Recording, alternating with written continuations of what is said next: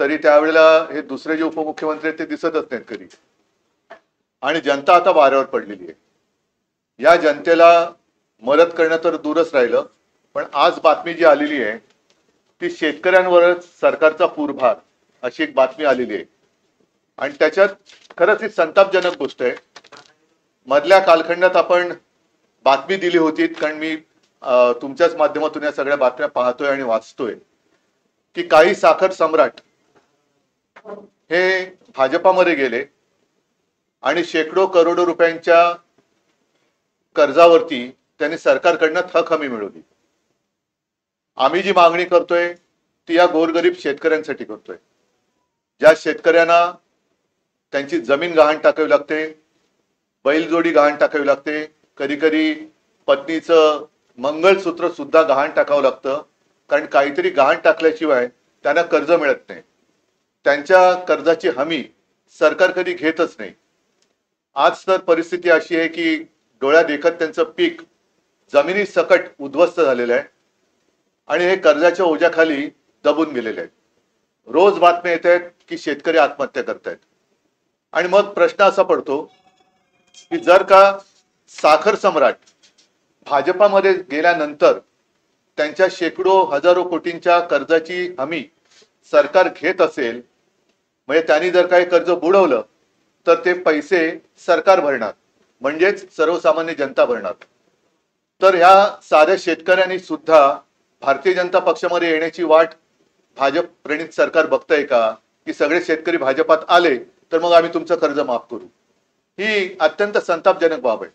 आणि त्याच्यात भरीस भर म्हणून या कारखानदारांना थक हमी मिळते, पण आता सरकारचा पूरभार, ज्याला पूरभार हा शब्द व्यवस्थित वापरलेला आहे, बाधितांना मदत करण्यास ऊसासाठी प्रति टन 15 रुपये कपात. आणि त्याच्यामध्ये ज्या पहिल्या 4 ओळी मी वाचतो की राज्यातील अतिवृष्टी आणि पूरबाधित शेतकऱ्यांच्या मदतीसाठी ऊस उत्पादक शेतकऱ्यांकडून, कारखानदारांकडून नाही, प्रति टन 5 रुपये, तर मुख्यमंत्री सहायता निधीसाठी प्रति टन 10 रुपये याप्रमाणे 15 रुपये कपात करण्याचा निर्णय मंगळवारी मुख्यमंत्री देवेंद्र फडणवीस यांच्या अध्यक्षतेखाली झालेल्या ऊस गाळप संदर्भातील मंत्री समितीच्या बैठकीत घेण्यात आला. आता याला साखर संघाने विरोध केलेला आहे, पण साखर संघाने अतिवृष्टी आणि पुराचा ऊस उत्पादक शेतकऱ्यांनाही फटका बसला आहे, अशा वेळी कपातीमध्ये 3 पट वाढ केल्यामुळे शेतकऱ्यांचे मोठे नुकसान होईल असे सांगत या निर्णयास विरोध करण्याचा प्रयत्न केला. पण ही कपात शेतकऱ्यांसाठीच आहे, म्हणजे खड्ड्यात गेलेले शेतकरी, त्याला आणखीन खड्ड्यात घातला तर त्याच्यात गैर काय, अशी या सरकारची धारणा झालेली आहे. आता तुम्हाला कल्पना आहे की मी तिथे गेल्यानंतर शेतकऱ्यांशी बोललो.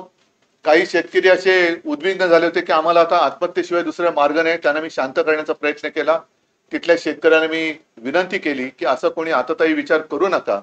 एक त्याचं मी तुम्हाला गेल्या वेळेला सांगितलं होतं, ज्या मुलाच्या मी घरी गेलो, 31 वर्षाच्या मुलाने आत्महत्या केली. मी जेव्हा त्याच्या घरी गेलो तेव्हा त्याला 15-20 दिवसाचं बाळ होतं. एक मोठी जॉईंट फॅमिली, आता ती त्यातून बाहेर कशी पडणार, हा सुद्धा एक मोठा प्रश्न आहे. आणि साहजिकच आहे, प्रति हेक्टर 50,000 रुपये हे शेतकऱ्याला तातडीने दिले गेले पाहिजेत आणि त्याचं कर्ज माफ झालं पाहिजे, ही आम्ही मागणी केली. आपल्याकडे काय होतं, अनेकदा शब्दाचा खेळ चालतो. मी ओला दुष्काळ हा शब्द वापरण्यापेक्षा आपत्तीग्रस्त हा शब्द वापरला. आणि आपत्तीग्रस्त, मग आपत्ती, तुम्ही एखादा शब्द नाही म्हणून संकट नाकारू कसं शकता? की ठीक आहे, ओला दुष्काळी संज्ञा नाहीये, नसेल, पण म्हणून तुम्ही झालेलं नुकसान नाकारू शकता का? आणि ओला दुष्काळ ही जर का संज्ञा नसेल तर मग मला असं वाटतं की काही वेळेला माणसांच्या पदाप्रमाणे शब्द बदलतात का? की काही शब्द ते ज्या पदावर असतात तेव्हा ते शब्द अस्तित्वात येतात आणि पदानंतर दुसऱ्या पदावर गेले ते शब्द नाहीसे होतात, असं काय आहे का? कारण माझ्याकडे अत्यंत कनवाळू, जागरूक असं विरोधी पक्ष नेत्यांचं एक पत्र आहे तत्कालीन मुख्यमंत्र्यांना. म्हणजे मीच होतो तेव्हा, तत्कालीन मुख्यमंत्री मी जेव्हा होतो तेव्हा तत्कालीन विरोधी पक्ष नेते हे आजचे सन्माननीय मुख्यमंत्री महोदय देवेंद्रजी फडणवीस होते. आणि त्यांनी तेव्हा मुख्यमंत्र्यांनी एक पत्र दिलं होतं. त्या पत्रातल्या 4 ओळी मी वाचतो. आता ही तारीख आहे 16 ऑक्टोबर 20. आणि परतीच्या पावसाने मराठवाडा, पश्चिम महाराष्ट्र आणि विदर्भातील अनेक जिल्ह्यांमध्ये झालेल्या प्रचंड नुकसानीबाबत आता तरी केवळ घोषणा न करता तातडीने थेट मदत देण्याबाबत. आणि त्याच्यात त्यांनी म्हटले की परतीच्या पावसाने मराठवाडा आणि विदर्भातील अनेक जिल्ह्यांमध्ये अक्षरशः हाहाकार माजवला. शेतकऱ्यांचे अतोनात नुकसान झाले आहे. मदतीसाठी तो अर्जव करत आहे. विविध वाहिन्यांवर शेतकऱ्यांचे अश्रू आणि व्यथा पाहून अतिशय वेदना होतात. या वेदना फक्त विरोधी पक्षाला नेत्याला होतात, मुख्यमंत्र्यांना होत नाही. मला झाल्या होत्या म्हणून मी तेव्हा कर्जमाफी केली होती. पण राज्य सरकारला अजूनही पाझर फुटायचे नाव नाही. पंचनाम्याचे आदेश दिलेत, या पलीकडे काहीही शब्द सरकारकडून दिला जात नाही. प्रत्यक्षात पंचनामेही होत नाहीत आणि शेतकऱ्यांना मदत तर मिळतच नाही. अन्नदात्याला पूर्णपणे वाऱ्यावर सोडून दिल्यासारखी अवस्था राज्यात आहे. हे बाकीचं सगळं पत्र आहे. आता त्यातले शेवटच्या ज्या 2-3 ओळी आहेत, दोनच, की नुकसानीची व्यापकता आणि सार्वत्रिक झालेले नुकसान पाहता तातडीने ओला दुष्काळ जाहीर करून दुष्काळाच्या निकषाप्रमाणे ही मदत दिली गेली पाहिजे. आपण तातडीने लक्ष घालावे ही विनंती. आपला गिचपीड देवेंद्र फडणवीस. नाही, गिचपीड म्हणजे त्यांची सही आहे तसं मी म्हटलं, मला वाचता नाही आली. नाही, वाचता येतं तो बघा तुम्ही सही, पण अशी हे त्यांनी त्यावेळेला दिलेलं हे पत्र आहे. आता तेव्हा ओला दुष्काळी संज्ञा होती आणि मग तुमचं सरकार आलं होती संज्ञा काढली का? तर हे फालतू शब्दाचे खेळ करू नका. त्यावेळेला सुद्धा आमची नियत काढली गेली, सगळं काढलं गेलं, पण शेतकऱ्याला आज जी मदत पाहिजे ती अजूनही दिली जात नाहीये. मुख्यमंत्री मध्ये पंतप्रधानांना भेटून आले. पंतप्रधान तिकडे प्रस्तावाची वाट बघतायत आणि मुख्यमंत्री आपला अभ्यास चालू आहे. 2 उपमुख्यमंत्री, 2 हाफ आणि 1 पूल 2 हाफ असे त्यांचा अभ्यास आणि प्रस्ताव बनवणं सुरू आहे. आता हे जे काय थोतांड आहे, केंद्राचं पथक, माझ्या माहितीप्रमाणे, आपल्याकडे माहिती असेल तर मला, मी चुकीचं बोलत असेल तर मला करेक्ट करा, की केंद्राचं पथक अजूनही राज्यात आलेलं नाही. केंद्राचं पथक येणार केव्हा, येणार की नाही येणार, आल्यानंतर त्यांची सगळी पाहणी होणार कधी, मग त्यांचे पंचनामे होणार कधी, म्हणजे हे सगळं या सरकार म्हणजे एकदम निर्दयीपणाने हा कारभार चाललेला आहे. एक तर तातडीने मी पुन्हा त्याचा पुनरुच्चार करतो की शेतकऱ्याचं कर्ज माफ झालं पाहिजे. तुम्ही त्याला ओला दुष्काळ म्हणा, नाही तर तुमच्या आखलीचा दुष्काळ म्हणा, काही म्हणा, पण शेतकरी आज संकटात आहे. शेतकऱ्याला ताबडतोब हेक्टरी 50,000 रुपये मदत झाली पाहिजे. बाकीचे सुद्धा खूप विषय आहेत, कारण घरदारं वाहून गेलेली आहेत. पंतप्रधान आवास योजना हे मी यापूर्वी सुद्धा बोललेलं, तशी ग्रामीण योजना परत एकदा आणा किंवा नव्याने आणा.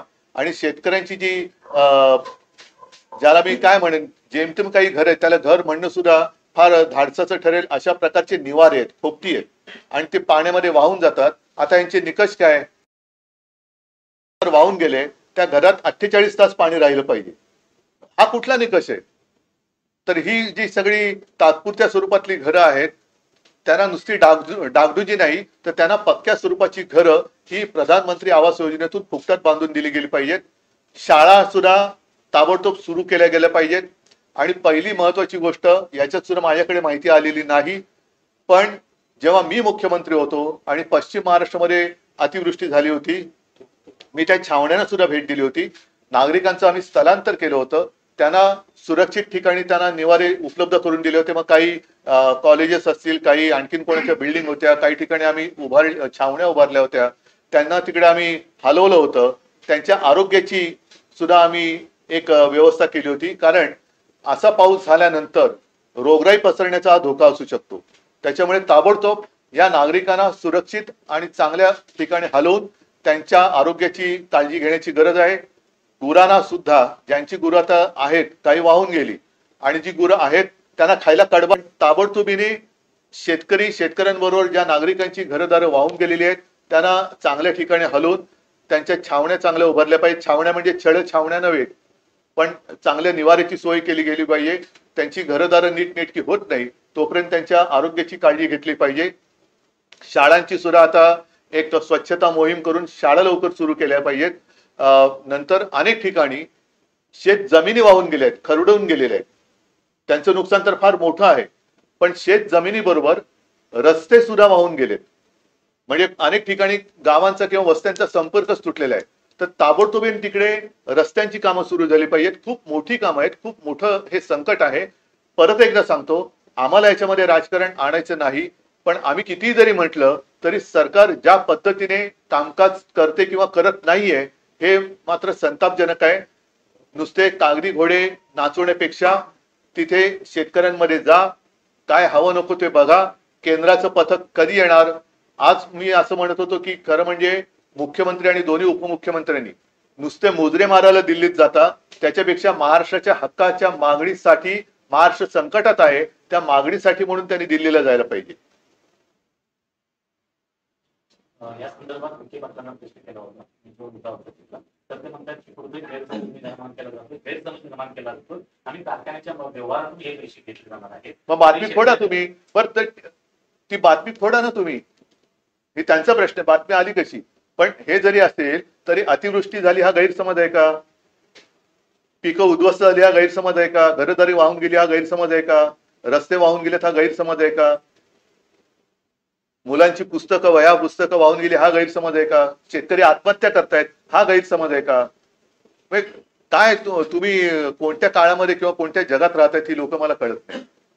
भाजपचं असं म्हणणं आहे की पूरग्रस्तांना जर मदत करायची असेल तर आपल्या पक्षाने दसरा मेळावा रद्द करावा किंवा साधेपणाने। मला एवढंच म्हणायचंय की त्यांनी जी काय जाहिरातबाजी चालवली होती ना, त्या जाहिरातीत जेवढा पैसा खर्च केला ना तेवढा पैसा तरी द्यावा।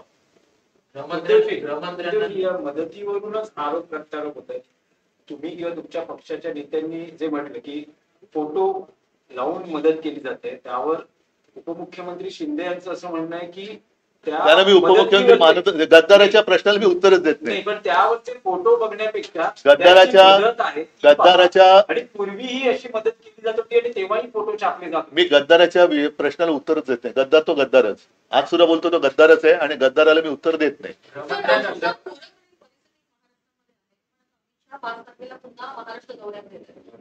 नाही, ते येणार, त्यांचे इथे काय व्यवहार असतील ते करणार, पुन्हा कार्यकर्त्यांना सांगणार की महापौर भाजपचाच झाला पाहिजे, शेतकरी मेला तरी चालेल आणि परत जाणार।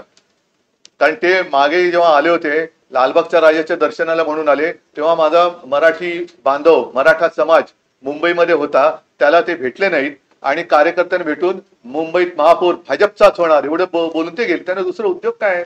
त्यांना खूप मोठी मोठी कामं आहेत, क्रिकेटच्या मॅचेस खेळवायचे आहेत, जयशाह आणखीन काय मागेल त्याचे हट्ट पुरवायचे आहेत।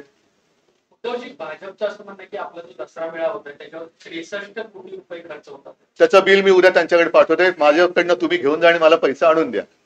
गृहमंत्र्यांना या ठिकाणी पहिलं निवेदन दिलं होतं मुख्यमंत्र्यांनी, उपमुख्यमंत्री, त्यानंतर दिल्लीमध्ये मुख्यमंत्र्यांनी तातडीची भेट घेतली, 6 दिवसानंतर अजूनही मला असं वाटतं की आता त्यांची सगळी जर का थेर झाली असतील क्रिकेटच्या मॅचेस वगैरे, तर आता तरी पूरग्रस्तांकडे लक्ष द्या। पंचनामे पूर्ण झालेले नाहीये, आठवडा एक आठवडा झालेला आहे, पंचनामे पूर्ण करण्यासाठी जे पुरावे लागते देखील आता नष्ट होते, भाजीपाला असेल किंवा पिकं असेल ते पूर्ण नाही। एक तर काय झालेलं आहे, जे निकष विमा कंपन्यांनी सुद्धा जे काही निकष लावलेत ते निकष हे पूर्णच होऊ शकत नाही, त्याच्यामुळे विम्याची रक्कम कधी मिळणारच नाही, अशा पद्धतीने ते निकष ठरवले गेलेत। पंचनामे सुद्धा माझं तेच म्हणणं आहे की पंचनामे अजून पुरे होत नाही, आणि पंचनामे कसले करताय? डोळ्या देखत तुमचे डोळे आहेत ना, डोळ्याच्या खोबणीत काय बसले की नाही, तर ते बघा ना तुम्ही, दिसतंय शेतकरी रडतोय, शेतकरी आत्महत्या करतोय, पिकं पाण्यात सडून गेलेत। म्हणजे मी गेलो तेव्हा आता 1 आठवडा होईल, तेव्हाच तो सगळा वास, पिकं सडल्या त्याचा वास येत होता, आता तर काय हालत झाली असेल। म्हणजे पंचनामे कसले पंचनामे करताय? ताबडतोब तुम्ही बरं, बँकांच्या नोटीस अजून चालूच आहेत, मग जो शेतकरी असता तर सगळं विल्हेवाट लागलेली आहे, तो पुढची तयारी, आता रब्बीचं पीक ते काढणार कधी, त्याला बी बियाणे कोण उपलब्ध करून देणार, खत कुठून आणणार, तो नांगरणी कशी करणार, त्याच्यासाठी पैसे कुठून आणणार, आधी जे कर्ज काढून आता जर थोडंफार फेडू शकला असता ते सुद्धा पीक गेलं, मग पुढच्या हंगामाची तो तयारी कशी करणार? पूर्णपणे शेतकरी उद्ध्वस्त झालेला आहे, आणि म्हणून आमची जी मागणी आहे की तुम्ही पंचनामे वगैरे थातूरमातूर करू नका, हेक्टरी 50,000 रुपये जाहीर करा आणि ते द्या, आणि कर्जमाफी करा जशी आम्ही केली होती। त्याच्याबद्दल सुद्धा मुख्यमंत्री म्हणाले की कर्जमाफीची सुद्धा काही निकष असतात, मी केले होते तेव्हा काय निकष होते? कोणी मागितली होती माझ्याकडे कर्जमुक्ती? कोणीच नव्हती मागितली, पण मी माझं कर्तव्य म्हणून केलं होतं। मी त्याच्यावरती सुद्धा सांगितलं ना, पीएम केअर फंडातून आणा पैसा, पीएम केअर फंडातून पैसा आणा, मी दिले, मार्ग पण दाखवलेत, असं नाही की नुसती टीका करतोय। बिहारमध्ये महिलांना 10,000 रुपये दिले जातात, तिकडे निवडणूक आहे आणि बिहारने प्रस्ताव दिला होता का? बिहारमध्ये प्रस्ताव दिला होता का पंतप्रधानांकडे की महिलांना 10,000 रुपये प्रत्येकी द्या म्हणून प्रस्ताव दिला होता? कसे दिले पंतप्रधानांनी? म्हणूनच माझं म्हणणं आहे की ही सगळी थेरं बंद करा. महाराष्ट्र भोळा भाबडा म्हणून तुम्ही त्याच्यावर वेडावाकडा अन्याय करू नका. ठीक आहे. लाडकी बहीण योजनेला रोज नवीन अटेन्शन लावत आहे. बघा, आता तुम्ही विषय काढलाच आहात, तर माझं आणखीन मत आहे की जसं निवडणुकीच्या वेळेला 2-3 महिन्याचे हप्ते लाडक्या बहिणीचे तुम्ही दिले होते, तसे पुढच्या 6 महिन्याचे हप्ते लाडक्या बहिणींना आत्ता द्या. ठीक आहे. पाकिस्तान सामन्यांना प्रत्येक सामन्याला तुम्ही विरोधाची भूमिका घेतली, पण अंतिम सामन्यामध्ये पाकिस्तानचा भारताने पराभव केला आणि त्यानंतर आशिया चषक पाकिस्तानच्या हस्ते स्वीकारायला नकार दिला. भारतीय संघाच्या या कृतीकडे तुम्ही भूमिका म्हणून काय व्यक्त करा? आणि त्यावर याच्याबद्दल काही मत व्यक्त करायला मी ती मॅच कधी बघितली पण नाही, आणि या मॅचला देशप्रेमी म्हणून माझा विरोध होता. देशद्रोह्यांनी ती मॅच एन्जॉय केली असेल, मला त्याच्याबद्दल काय म्हणायचं. ठीक आहे,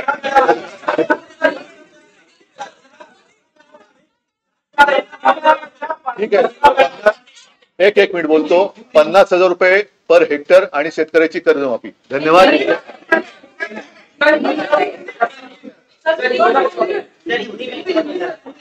हिंदी विचारा. महाराष्ट्र लगातार सर बाढ़ की चपेट में है, खास तौर पे मराठवाड़ा का जो रीजन है वो प्रचंड इस समय जो है बाढ़ से ग्रसित है. आप लोगों की क्या मांग है? मैंने पहले भी आपके साथ जब बात की थी तो मैंने कहा था कि 2 चीजें खास कर तुरंत होनी चाहिए. एक तो सरकार की ओर से हर जो काश्तकार है उसको पर हेक्टर 50,000 रुपया मिलना चाहिए, देना चाहिए, और उनके ऊपर जो लोन है उससे उनको मुक्त किया जाना चाहिए. अभी मैंने जो एक खत पत्र का उल्लेख किया था, ये आज के जो अपने मुख्यमंत्री है देवेंद्र जी फडणवीस, वो जब विरोधी विपक्ष के नेता थे और मैं चीफ मिनिस्टर था, तब उन्होंने एक पत्र मुझे खत लिखा था, और जो मांग हम कर रहे या पूरी जनता कर रही है कि जिसको मराठी में कहते हैं ओला दुष्काळ, मुख्यमंत्री जी का कहना है कि ऐसी कोई संज्ञा है नहीं होगी, लेकिन संकट तो है. और ये जो पत्र उन्होंने मुझे दिया था उसमें स्पष्ट शब्दों में लिखा है, मराठी में लिखा है कि ओला दुष्काळ तातडीने ओला दुष्काळ जाहीर करून दुष्काळाच्या निकषाप्रमाणे मदत केली गेली पाहिजे. तो आप ही ने लिखा हुआ खत है. तो अभी अब तो विपक्ष का नेता वो नहीं बनने देते, तो चलो यही मेरा नाम ऊपर डालकर उनको मैं ये लेटर दे देता हूं कि अब आप बैठे वहां. मैंने तो उस वक्त मदद की थी, जितनी मैं कर सकता तो मदद की थी मैंने 2-3 बार. एक बार तो चौकते साइक्लोन आया था, दूसरी बार निसर्ग का आया था, फिर हमारे समय में भी अतिवृष्टि का संकट था, लेकिन हमने भी उस वक्त मदद की थी. केंद्र से पैसा नहीं आया था. केंद्र सरकार लगातार सरकार ये कह रही है कि केंद्र सरकार से बातचीत शुरू है, लेकिन केंद्र सरकार किस तरीके की किस विषय पर बातचीत चल रही है ये भी साफ होना चाहिए. आज मतलब 4-5 दिन पहले मुझे लगता है कि मुख्यमंत्री जी गए थे ना प्रधानमंत्री जी को मिलने के लिए, तो खबर आई थी कि वो इंतजार कर रहे प्रधानमंत्री कि आपकी ओर से प्रस्ताव कुछ आना चाहिए. तो जैसे अभी आपने एक सवाल पूछा था, बिहार में चुनाव है और वहां तो प्रधानमंत्री तो अपने दयावान प्रधानमंत्री है, उन्होंने हर महिला को 10-10 हजार रुपए दे. क्या बिहार से प्रस्ताव गया था उनके पास? हमें कोई जलन नहीं हो रही है बिहार को मदद की, इसलिए जलन नहीं है, लेकिन चुनाव है इसलिए आप चुनाव लगा रहे हो, और यहाँ संकट है तो आप अनदेखी कर रहे हो. ये कौन सा न्याय है? अमित शाह तो उनके कुछ कारोबार के लिए आएंगे, कुछ क्रिकेट का मामला होगा या कुछ व्यवहार का मामला होगा. जब पिछली बार जब वो आए थे हमारे यहाँ लालबाग का राजा गणपति का दर्शन करने वो आते हैं, और उसी वक्त हमारे मराठी सब भाई लोग बहने मराठा समाज यहाँ बैठे थे. वो वहां उनको मिलने के लिए नहीं गए, अपने कार्यकर्ताओं के साथ उन्होंने बातचीत की और उन्होंने कहा कि अब मुंबई का मेयर तो बीजेपी का होना चाहिए. क्या दूसरे कोई आपके पास काम नहीं है?